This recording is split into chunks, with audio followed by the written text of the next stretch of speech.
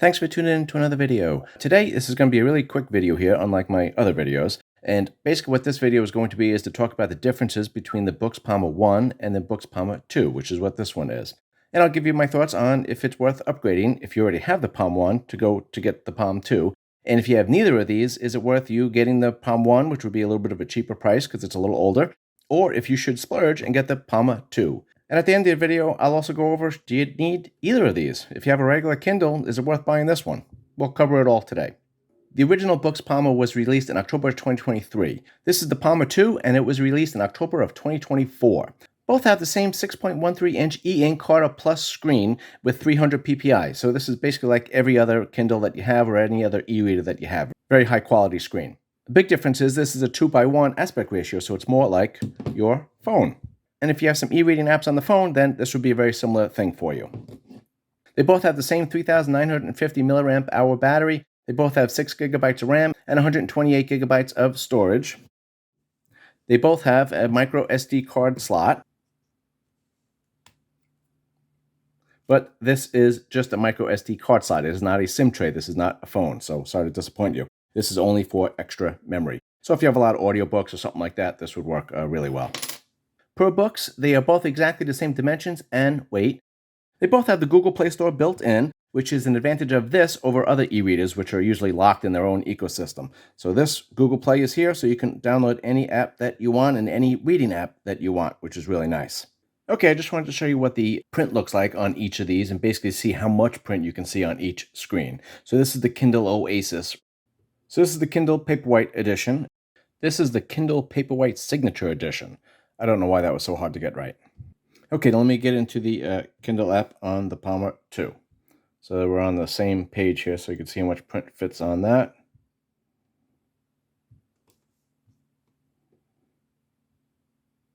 You can see what the differences are. Okay, so let me show you a couple more things that are the same between the Palma and the Palma 2. On the bottom here, we have a speaker on this side, and this looks like a speaker grill, but it is actually just a mic on here.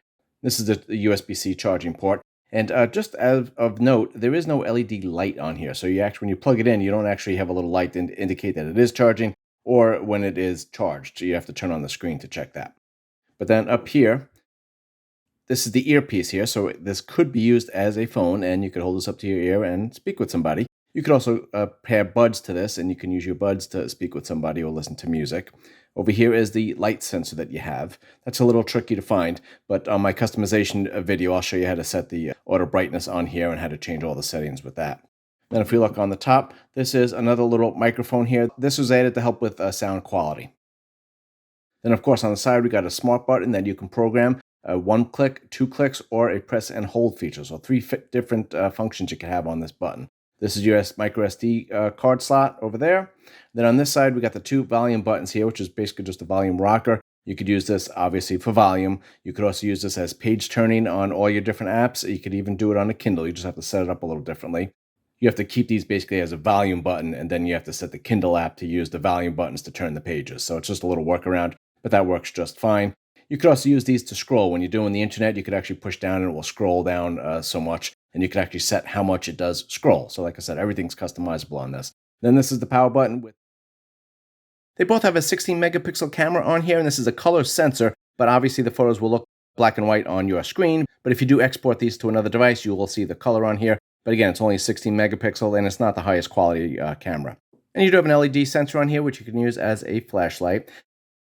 So let's start talking about the differences. The Palma 2 gives you a dedicated camera app, where on the Palma 1, you would have to download it from the Google Play Store to get a camera app if you wanted to use it. But again, this is basically just for scanning documents. There are some features on here. There are some things that you can change, and these are the settings here. But again, this is basically just for scanning documents or taking a picture in a pinch. But if you had your phone anywhere nearby, you would use that. Even for document scanning, you would probably want to use your phone. But this is available if you did need it. Both of these have an octa-core processor, but the Palma 2 supposedly has an upgraded octa-core processor, but Boox would not specify any details on the processor. I don't think this is a big reason to upgrade. They both do have a power button here, but the Boox 2 does give you a fingerprint lock. So that's really nice. If you're interested in security, you got a fingerprint lock on here, and that works perfectly. If you're using this as an e-reader, it's probably not the biggest thing to have it secured, But again, you could have a lot of things on here. You could be checking your email and have a lot of apps open here that will have access to your personal information. So it is nice that you have an option to secure this a little bit more. Plus, if you do lose this or it gets stolen, you don't want someone else to be able to use it, right? So you could lock that up. So these seem pretty similar, right? Well, they are. The Boox 1 and the Boox 2 are pretty close. They look identical to each other. You wouldn't be able to tell them apart if you were looking at them. But the big difference and the reason to consider upgrading is that the Palma 2 gets upgraded to Android 13 from Android 11, which was on the original Palma. Now, why does this matter? Well, apps stop working eventually if your software gets too old. And of course, there is the possible security issues and concerns. At the time of this video, we are up to Android 15 right now, so the Palma 1 with Android 11 is pretty dated. Now, the company Boox does say on their website that they do promise every device will get 3 years of updates from their release date. Now, this does not mean big Android updates, but it will mean bug fixes and security updates for the 3 years, hopefully. Now, the original Palma was released in 2023, October, so you still have some time left. So if you can get a good deal on it, it might be worth considering getting the original Palma. If you do have the original Palma, I would definitely not upgrade to the Palma 2. There's just not enough there. Possibly in a year or two, when the Palma 2 does come down, then it might be worth upgrading because then you'll get more software updates. And if you don't have either of these, well, I'd probably go for the Palma 2. Both of these started at a retail price of $279 US. So if you do get a cheaper price on the Palma, maybe that would be worth it. But otherwise, I'd go for the Palma 2. You do get an extra year of software life, and you do get Android 13, which is a big upgrade from the 11. If you do not have either of these and you're on the fence about buying this is a pretty expensive device and it is basically just an e-reader. I have some ideas and scenarios that I think this might be useful, and you can see if you agree with me. The first situation where the Palma 2 could be beneficial is maybe you're going somewhere, maybe like a doctor's appointment, and you're not really sure if you're going to be waiting a long time or not, so you might have time to read, but you might not, and you don't really want to carry a big Kindle if you're not sure if you're even going to be able to use it, but I think you can justify carrying the Palma, and then if you do have time, you can go ahead and read. Another situation where the smaller e-reader would be beneficial is maybe you're commuting every day to work, and you like to read, but the regular Kindle is a little bulky to bring with you. The Palma would be great for that, and especially if you have to stand, like on a subway or a bus or something like that, the Palma is very easy to use one-handed because it's a small device, and you do also have the page turn buttons. And yes, you would be able to use your phone for this, but reading on the e-ink is much nicer, and also you'd be saving your phone battery. Another situation where this would be helpful is if you are reading in bed. It is very easy to hold this one-handed, and the page turn buttons are right on the side here, and they're very easy to push while you're holding it. No problems at all turning the pages. You could even set it so that the smart button over here does your page turning for you. So you have a button on either side that you can use. And again, this is very light, very easy to hold, much easier to hold than other e-readers if you're using this for bed. So this, like every other e-reader, is basically disconnecting you from everything else. You will not get an email and open an app and then start scrolling your social feeds and checking your notifications and going through everything. And, an hour later, you realize you've done nothing for an hour. This will basically keep you away from all of that, which is really nice. Now, if you don't want to keep away from everything, if you like the e-ink display and you like to read your book on here and it's nice and portable and you like that, but you still want to get notifications, you still want the ability to make phone calls, well, you can still do it on this.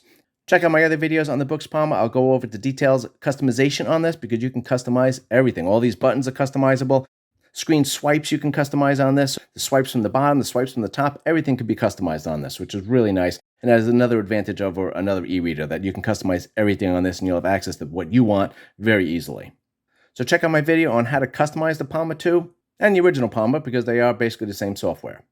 And check out my full review of this, where I'll go over how to make phone calls on this and how to get notifications and texts and all that kind of stuff if you do want it. But thanks for watching. Hope this information was helpful, and I'll see you on the next video.